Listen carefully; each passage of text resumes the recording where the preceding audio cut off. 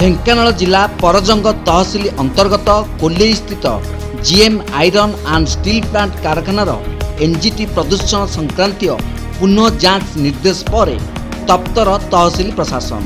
ତେବେ କମ୍ପାନୀ କର୍ତ୍ତୃପକ୍ଷ ବେଆଇନ ଭାବେ ମାଡ଼ି ବସିଥିବା ସରକାରୀ ଜମିକୁ ପରଜଙ୍ଗ ତହସିଲ ପ୍ରଶାସନ ସ୍ଥାନୀୟ ପୋଲିସକୁ ନେଇ ଜବରଦଖଲ ଉଚ୍ଛେଦ ସହ ଉକ୍ତ ଜମିରେ ନିର୍ମିତ ପାଚେରୀ ଆଜି ଭାଙ୍ଗି ଦେଇଛି।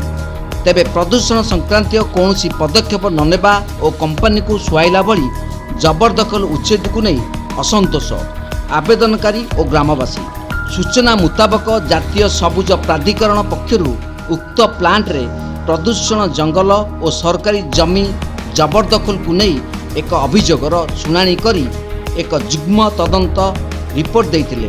ତେବେ ପରବର୍ତ୍ତୀ ଶୁଣାଣିରେ ଉକ୍ତ ରିପୋର୍ଟକୁ ନାପସନ୍ଦ କରି ପ୍ରଦୂଷଣ ସଂକ୍ରାନ୍ତୀୟ ପୁନଃ ଯାଞ୍ଚ ନିର୍ଦ୍ଦେଶ ଦେବା ସହ ପରଜଙ୍ଗ ତହସିଲଦାରଙ୍କ ଅପାରଗତା ବିରୋଧରେ କାର୍ଯ୍ୟାନୁଷ୍ଠାନ ପାଇଁ ଜିଲ୍ଲାପାଳଙ୍କୁ ସୁପାରିଶ କରିଛନ୍ତି ଏନ୍ଜିଟି।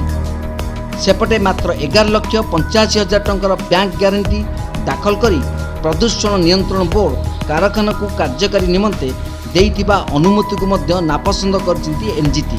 ତେବେ ଏହାର ପରବର୍ତ୍ତୀ ଶୁଣାଣି 29 ସେପ୍ଟେମ୍ବରରେ ହେବ ବୋଲି ଆବେଦନକାରୀ ସୂଚନା ଦେଇଛନ୍ତି।